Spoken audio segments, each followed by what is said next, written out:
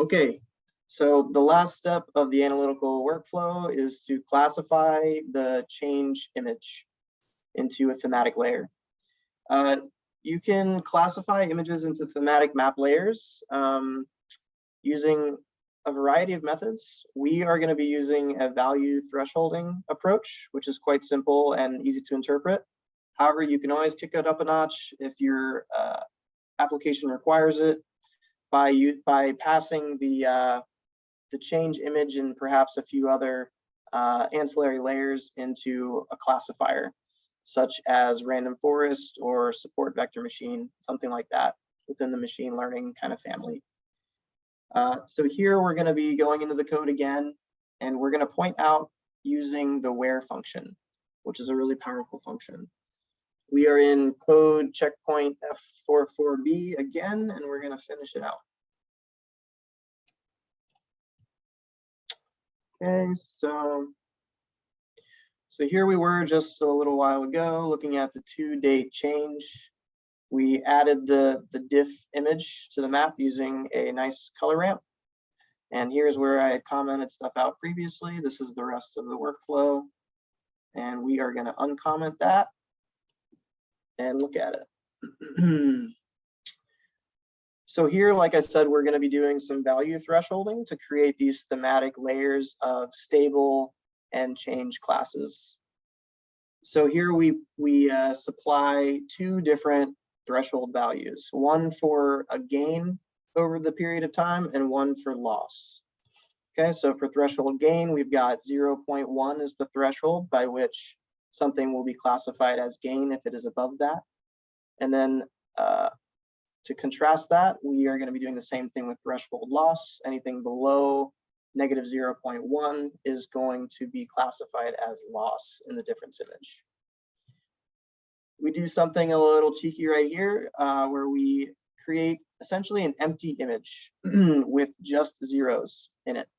And we can kind of think of that as like a blank canvas with which we can start to burn in thematically classified pixels. So we have this diff classified image of all zeros. So in this map, it's just going to be all zeros at first.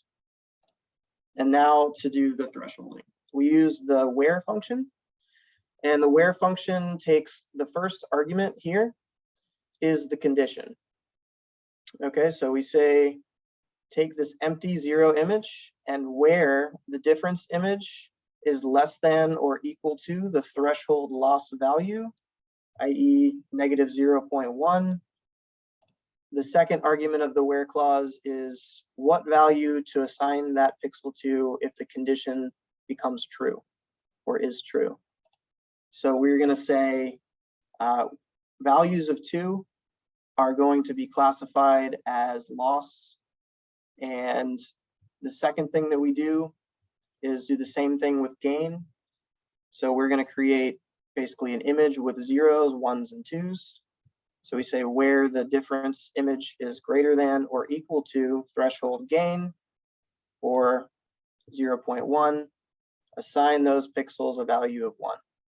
Okay, so the visualization parameters are a little bit less tricky here because we just have 3 possible pixel values within the resulting image. We give 3 color codes to the palette, and then for min and max, we do 0 for min, max for 2. And then we add the layer, the diff classified layer, which is the result, as you can see right here.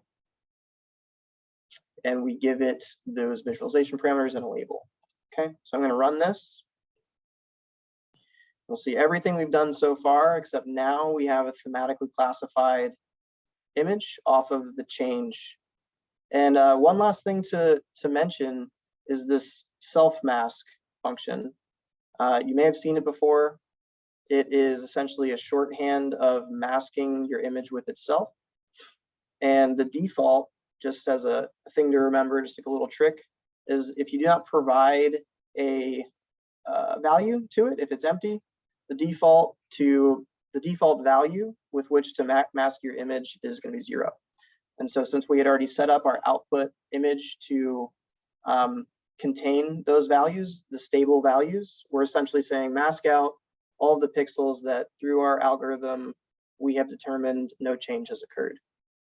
Okay, so we can actually see that outside of these reds and blues, you're actually just seeing the change image underneath, right? So if we were to, right? So everything else is masked out. Okay, so I think with that, we will go to the conclusion slide and wrap it up.